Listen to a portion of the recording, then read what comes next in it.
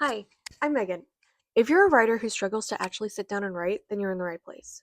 Here we talk about how to write during the little plot holes of free time that you have during your busy lifestyle.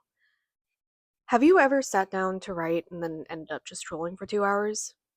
Me too. I wanted to share my 5 tips on how I finished my draft 6 manuscript ahead of schedule. It's currently being read by some friends and family for beta readers. Tip number 1.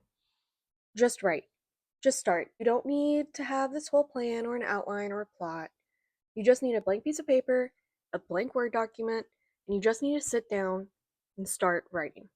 If you are somebody who likes to be organized and have a plot and organization, then you can do that. Just be careful not to get too bogged down with the step to where you never actually start writing the book or short story or whatever you want to write. You can fix a messy page, but you can't fix a blank page. Step 2. Have someone or something hold you accountable. This could be a friend, a family member, maybe it's a writing club, a YouTube, an Instagram that says, I'm going to post on my story how many words that I wrote that day and I want it to be X amount. You have to have a tangible goal, which is something that can be tracked, such as I want to write 500 words a day or 1,000 words a week, 5,000 words a month, maybe 2,000 words a day if you want to go on the extreme side. It could also be versus the time. I want to write for 15 minutes a day, or 20 minutes, or 30 minutes, or whatever you want. You just have to be able to measure it, and then you have to tell someone, and they have to be able to come in and ask you, hey, did you get your writing done that you wanted to? Yes or no?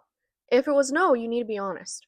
If you're not, then you might as well not do this step. Something like this can help you go from, hey, I want to write today, to look what I wrote today. Step 3. Share your work with someone.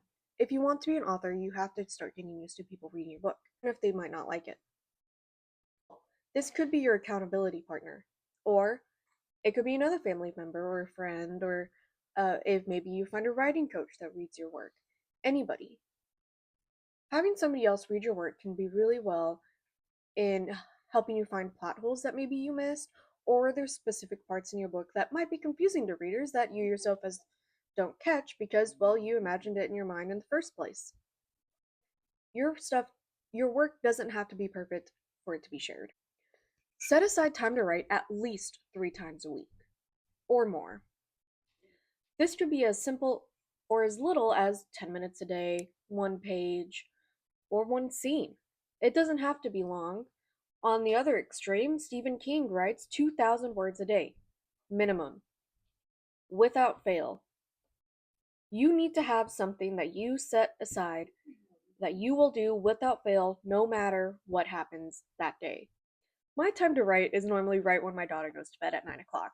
She goes to bed, I come out here, I put up my laptop, and I put the baby monitor right there, and I just write. Normally, I write about 2,000 words. I almost always write about 2,000 words. Sometimes I write more. For me, the writing right before bed is kind of like journaling, what a therapist will tell you to do, especially if you're an insomniac. It helps me brain dump all of the ideas that I have in my head right before I go to bed, and oftentimes I notice that I do get to sleep much faster, and sometimes I don't. Step 5. Read a lot. And I mean a lot. Read for fun, but also read for intention. Read the books on how to write and go back through and read your favorite authors. Ask yourself, why are they your favorite authors? Do you like the dialogue, the plot, the pacing? Do you like the emotions that they make you convey?